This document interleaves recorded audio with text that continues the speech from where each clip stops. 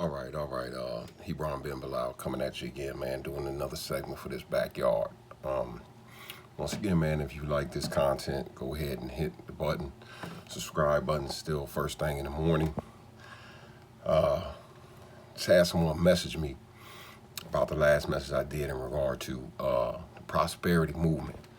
And kind of challenged my position. Well, it didn't really challenge my position, but kind of just threw something out there. So let me address this.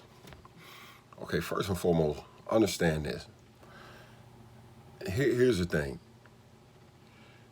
If you ever watch black prosperity ministers, because like I said, separate the two, because you got Duplantis and all these other Joyce Myers, they are basically catering to their demographic, which is going to be the white people, and just use the term white people. Of course, they bounce back and forth to Africa, those particular places. Because why do they do this? Because of the fact that there is high levels of poverty. They go to the impoverished areas and they prey on the state of of impoverishment. People are poor, man. Just bottom line. When you get to the black areas where we are, what the prosperity ministers do is cater to what they know you are going through. You're broke. This is why you find these prosperity churches in these areas, because they are preying on the individuals in those areas. You're broke. You need help financially. You ain't got a car. Your lights is getting ready to come off. So all of these are the messages that they throw out there because they know you're desperate and you are looking for help. You've tried everything else, you know what I'm saying? So now you turn to quote unquote religion or this prosperity movement that guarantees you that if you sow a seed and you have faith, that, God is going to call you out of your dry area or your dry spot or your valley of the dry bones, and he's going to bless you. And you know what I'm saying? And then what they do is they visually cater to you.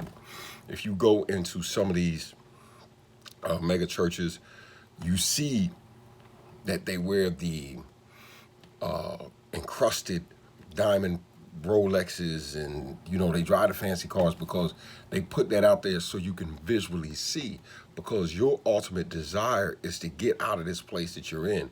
We're number one, we're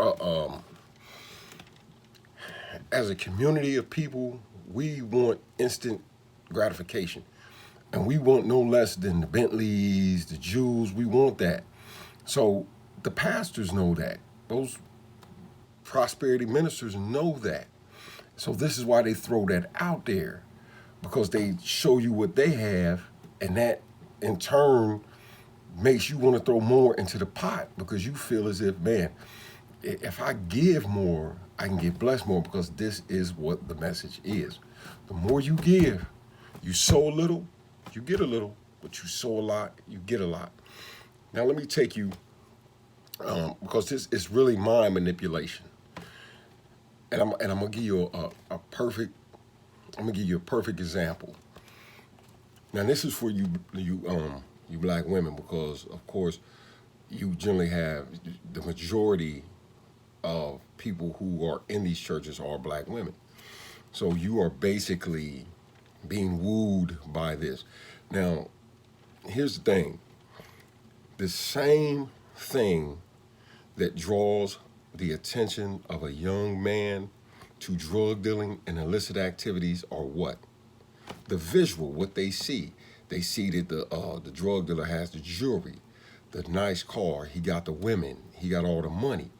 So whatever it is that he's doing, the drug dealer is doing, he's going to emulate that same behavior.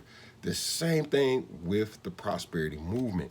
They understand and know that you are in a place of impoverishment, just like the drug dealer knows that the young man, and the drug dealer is not doing this to try to attract the attention of the young man. I mean, in most instances, they're not, but it just happens naturally because we're visual. We see something, we want it, and we do whatever that person did, we try to emulate whatever that person did to get to that particular point. And this is the same template structure that the black mega churches use.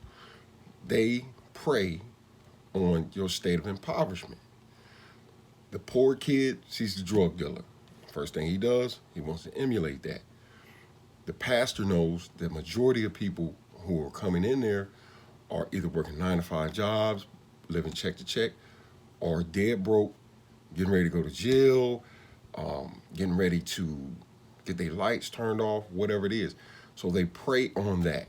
They come in, they got the flashy suits, they pull up in a nice whip, they got the diamonds on, they got the pinky rings, they got all of this. So you see that, and the first thing you say is, man, how did he get this? It's not about a relationship with God. It's about you looking at what this person has and saying, man, I can get to that place, but how did he get to it? Or how did she get to it? Of course, they're going to tell you that they're blessed by God by sowing seeds to get to this particular place. This is what they're going to tell you. They're not going to tell you anything else. They're blessed by God. They're called by God. Now, everybody has a call by God. But see, some people got to sow seeds. And the first thing they say is sow a little, you get a little. You sow a lot, you get a lot. But let me ask you a question. How many of you have been sowing for 12 months, 5 years, 10 years, and you're not going anywhere? But what happens is every now and then they pepper in that message that your faith. See, you sowing a seed without faith, sisters and brothers. So you got to have faith intermingle with your seed sowing. So if you sow this seed, you got to have faith. So once again, the blame falls to you. You're not either sowing enough or your faith is not strong enough to make this seed work for you. How much foolishness, I mean, come on, man. Are you hearing what these people are telling you? And the whole while, they're getting more and more and more and growing and growing and growing. I guess it's because their faith is getting them there. No, it's because you keep throwing money in this pot that's getting them to this point. So it doesn't have anything to do with his faith. It has everything to do with your ignorance. That's what it's all based on. Your state, your position in life. You tired of that 9-to-5. You want God to work it out for you. You want a new car. You want a new house. You want a new life. You want to shake your haters and then blah, blah, blah, blah, blah, blah, blah, blah, blah. So you sow this seed. Once again, it doesn't work like that. I could go into the book and break it down and show it to you, but it just common sense should tell you, if you've been doing this for years and they're parading, because every now and again they'll parade different people up there and they'll tell you these fanciful stories about how I sold seeds and a check just mysteriously popped up. It's like the lottery. It's like the lottery. They make this person pop up. It's 50,000 members, but just this one person pops up with this mystery story just to keep you going, just to keep that thing old, just to keep that hope up. You know what I'm saying? Just to keep that hope up. And that, once again, is one of the reasons my wife left the church. It was because when she came to me, she asked me about that. When I was incarcerated, she asked me about, look, I'm not getting this because I'm tithing, I'm doing exactly what they're telling me, but I'm not increasing, I'm not going anywhere. I said, because that's not how that works. It doesn't work that way. I said, you might as well tithe to me because I'll teach you more about the Bible than they do. And that's the truth. Because ultimately, at the end of the day, it's not about how much you give. Yeah, Yahweh loves a cheerful giver. But it's about why you're giving. Or are you giving because you're looking for him to give you this blessing? You put 1,000 in. And I'm telling you, they say you put 100 in, you get 1,000 back because he's going to bless it tenfold. This is the message. But this is what I want you to also do. All of you. Number one, look at the communities that these places are sucking dry. They place them in a place of impoverishment because of that fact, because they know everybody who's going to come through that door, 95% of them going to be women, 75% of them going to be women, 95% of them are going to be impoverished. 95% of them are going to be impoverished. They're going to be in a place where they need help financially. So this is why this message is constantly delivered. I don't care if they get in the book and start talking about Moses. They end up on sowing a seed. I don't know what sowing a seed and Moses had to do with each other, but they'll start a message off with sowing a seed, Moses, and then they'll go to sowing seeds at the end. And they'll pass that pot around and pass that pot around, and you'll keep throwing in there and you'll keep throwing in there. But what ultimately are you seeing in the end? Really, sit back, look at, number one, look at the surroundings and what your church is in. If the community around it is dilapidated and dying, that means that church is sucking the life out of that community, is not giving back. He is not giving back. If he's driving a $200,000 car, and I hate to point this out, if he's driving a $500,000, $250,000, $500,000 car, something's wrong. When the houses down the street are falling apart and there's people sleeping right there on the sidewalk, it's something that is absolutely wrong with that. And you can't make me see it any other way. And that's going to the individual who messaged me. You can't make me see that any other way. Number two, the second thing I want you to take note to is the message. Who is prospering? Are you prospering? Or is it the fact that every time you give, your pastor continues to tell you about your faith, how it's not strong enough, how you need to give more, how you got to keep, and you got to shake your haters and see they blocking your blessing. Why all these convoluted, retarded messages about other people blocking your blessings, or you're blocking your own blessing? What more do you have to do? I thought it was fasting, prayer, and tithing. I thought that was the message. So if you're doing all three of these things, you're fasting, you're praying, you're staying in prayer, you're shaking your haters, you're doing all that. Oh, well, somebody's praying in the spirit against you. And until you tear down them strongholds, you can't get it. Man, y'all better stop listening to this message, man. This is what they're praying on. They're praying on the fact that you're impoverished, you're looking for help. They're praying on the fact, just look at where your church is located. It's in an impoverished area, and it's drawing in impoverished people. Look at how Creflo Dollar has his church set up. He has the place set up where all the exclusive members is in the front. Those donors is giving $10,000, $1,000 a week, $10,000 a month. You know what I'm saying? They're in the front. Those sports, those athletes and stuff like that, entertainers, they're in the front, and you can't get down there. Those seats are reserved. Now that's against the book all the way through. Do not have respect of persons. Then in the back are, the working people that give a little bit of woo. Then you go all the way outside. Those little areas, y'all know what I'm talking about, because some of y'all Creflo Dollar members, where you got to sit and watch them on the screen because you don't give enough. And see, this is, it blows my mind that y'all can't see this. These ATM machines, the man is working like his name says, dollar.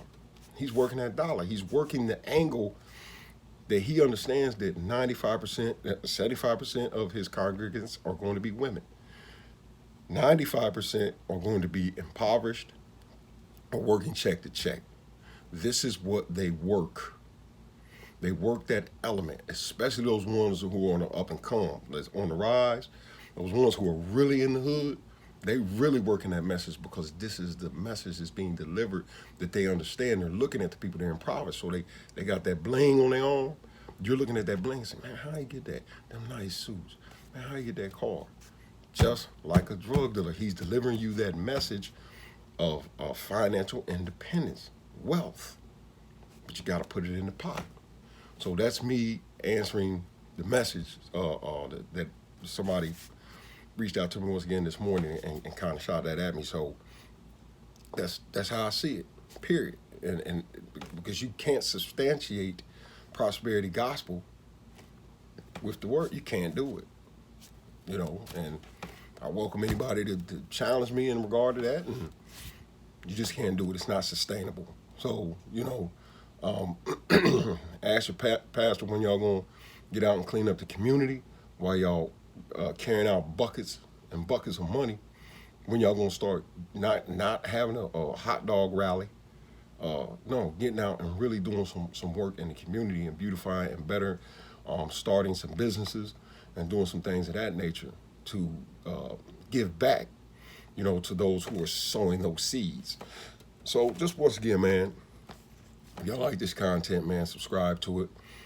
Hebron Ben Bilal. You can get on my site.